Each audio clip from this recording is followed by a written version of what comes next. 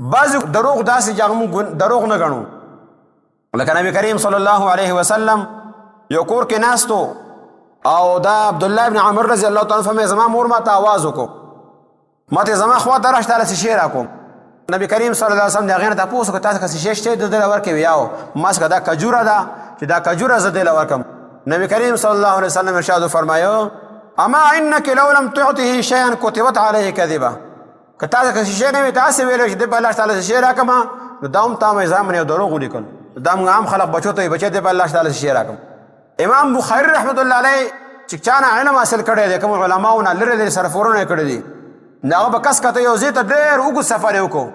او لاړ وې ځم چې دا عالم مشهور دی محدث دی د هغه نه علم یې زده کړم. کله چې لاړ نو ویې کتل چې هغه محدث هغه جولی هسې نیوله او اس ته چې کوم دی اشارې کړي چې اس ما خواته راشي چې ویې کتل جولی کې چې کوم دی هسې شی نشته دی پاڼې پکې نشته دی هسې جولی نیوله نو هغه ورته داسې کس نه زه علم نه حاصلومه چې هغه ساورو سره دروغ وي نو هغه نبي کریم صلی الله علیه وسلم باره کې څه رښتیا وویل لهذا د هغه ځای نه واپس راغی. نو دا هم دروغو کې شامل دي چې ته ورته وایې راشه تعالی شی راکړم لاس کې شی نشته یا اس جیب کې لاس کې بچی دی په الله تعالی شی راکړم او جیب کې شی شته نه دا هم نبي کریم صلی الله علیه وسلم په دروغ کې شامل کړي دي. دومره احتیاط څوک کوي او څوک چې کوم دی هغه توجه ورکوي. نبی کریم صلی الله علیه وسلم فرمایي ویل لمن یحدث فیکذب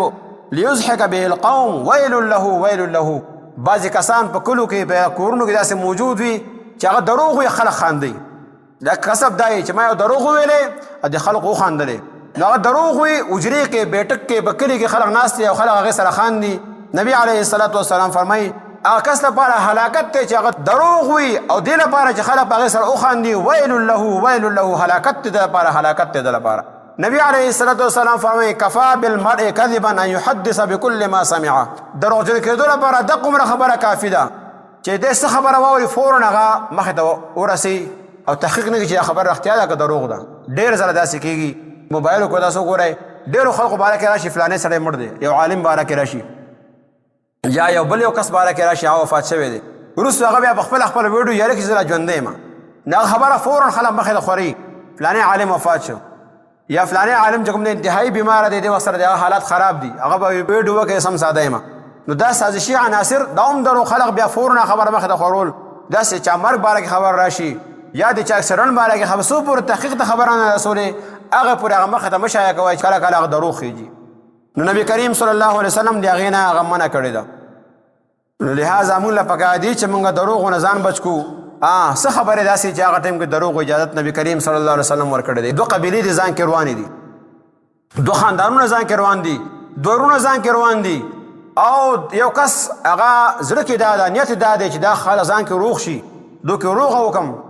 او دا یو بل پسې خبرې کوي چې هغه یو قبیلې ته ورشي نو هغو ته چې خبرې واوري هغه خبره هغو ته نه کوي واپس راشي بلکې دا ووایي چې هغو ستاسو باره کې څنګه ښایسته ښایسته خبرې کوي ستاسو باره کې هغو داسې نیت نه ساتي کوم چې تاسو وایئ د دونه خبره اوسي هغو ته ښه خبره وکړي مطلب یې دا چې دا خاندان یو که یو بل یو شي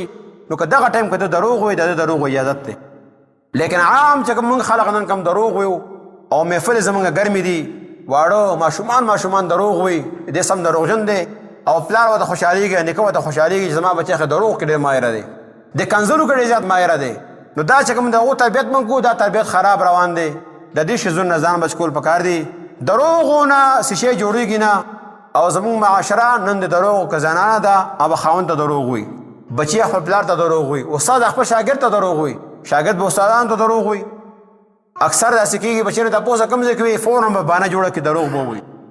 پلار چې کوم دی بچی نه تپوس کوي بچی بیا کوم ځای کې څه بحث وکړو او بچی شپه یې وخت کړ کوم ځای کې تېره کړ پته نشته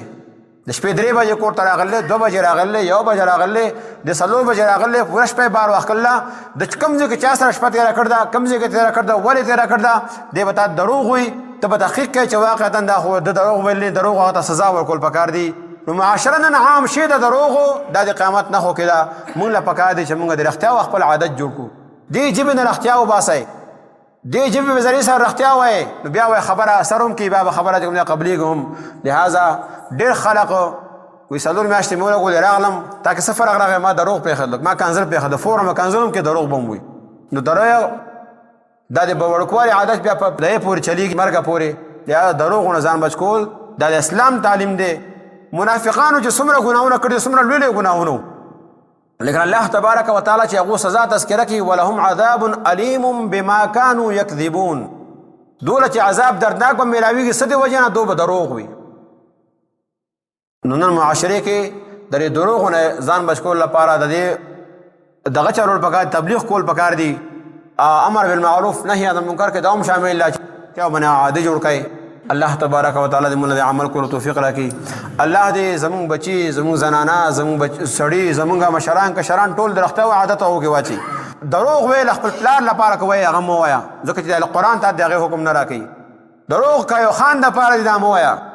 دروغ سایه او نیک ته او کوټه کې پاتېږي هغه لپاره مو وایا، دروغ خپل استاد لپاره مو وایا،